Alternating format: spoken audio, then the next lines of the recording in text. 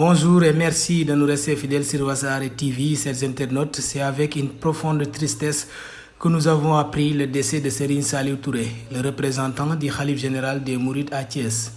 Sa disparition est une perte immense pour la communauté mouride,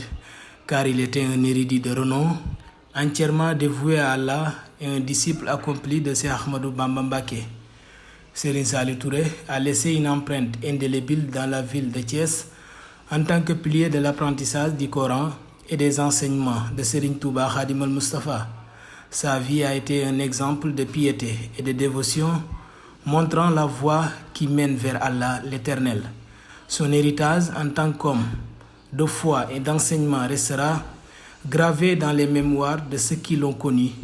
et de ceux qui l'ont guidé spirituellement.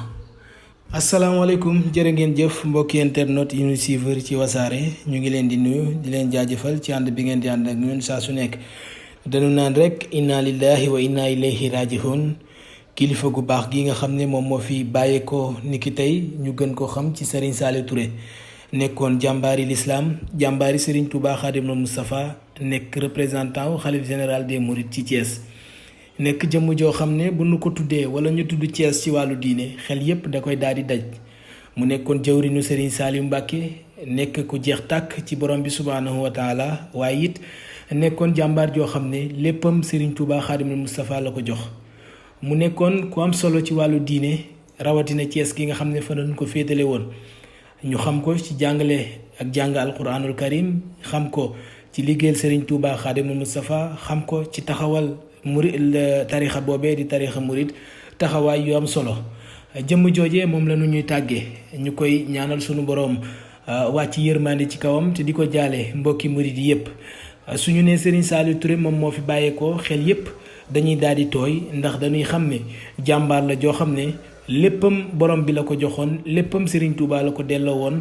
kon umma islamique bi yépp ñoo am naqar ak tiis ci génnuk àdduna kilifa gi nga xam ne moom mooy Serigne Saliou Touré. génnuk àddunaam moom Serigne Saliou Touré Cheikh Ahmadou Mbacké Kara Noreyni daal di ci yëkkati ay kàddu yu seede daal di xamle digganteem ak Serigne Saliou Touré fa nu xamante ak li du jot a dox seen diggante moom Serigne Modou Kara Mbacké Noreyni muy fàttali ne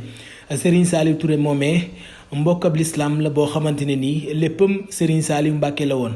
ndax sax moom mu ngi fàttaliku tur woowee nga xam ne nii moom la leen Serigne Saliou Mbacké daan jox. muy diwaanul silkul jawahir ak bari sarahir nekk tur woo xamante ne ni Serigne Saliou moom moo leen ko jagleel waaye ba mu leen koy jox da ko daal di teg ci loxob Serigne Saliou Touré daal di ko koy yóbbante mu jox ko doomam mu daal di koy indil Serigne Modou Kara Mbacké Noreyni loolee mu ngi xewoon ci atum 1995.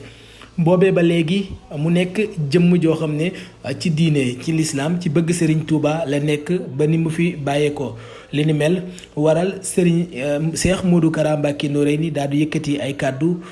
nekk ay kàddu yoo xamante ni kàddu yu sedd la waaye ay kàddu yu